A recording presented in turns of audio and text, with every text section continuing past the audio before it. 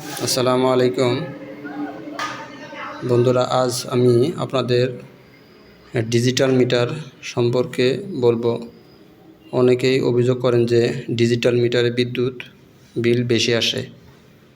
বিদ্যুৎ বিল বেশি আসার কারণ হয়তো অনেকেই জানেন না, সেটা আপনাদের জানাবো কেন বিদ্যুৎ বিল ব্যবহারের চেয়ে বেশি আসে।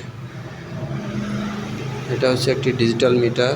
এই এটা হচ্ছে সোর্স সাইড আর এটা হচ্ছে লোড সাইড। আর এটা হচ্ছে আর্থিং, এটা হচ্ছে আর্থিংয়ের সংযোগ। যাদের মিটারে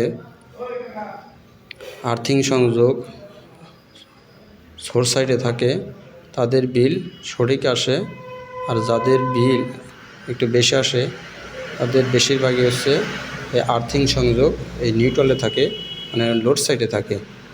এই লোড সাইডে থাকার কারণে আপনার বিদ্যুৎ বিল ব্যবহারের চেয়ে একটু বেশি আসে।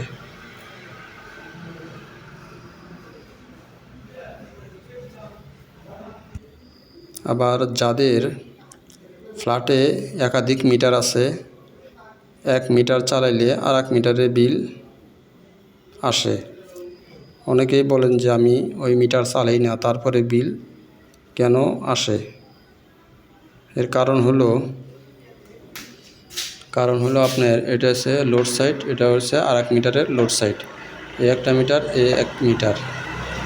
ধরেন একই ফ্ল্যাটে একাধিক মিটার থাকার কারণে এই যে লোড সাইডের নিউট্রাল, একটা নিউট্রাল, একটা নিউট্রাল, এই দুই নিউট্রাল এক করে, এই দুই মিটারের নিউট্রাল এক করে ওয়ারিং করে থাকে।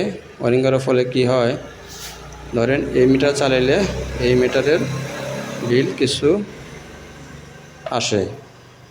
আর এই সমস্যা সমাধানের জন্য আপনার এই কমন করা যাবে না, কমন বাদ দিয়ে আপনি ভিন্ন ভিন্নভাবে ওয়ারিং করবেন।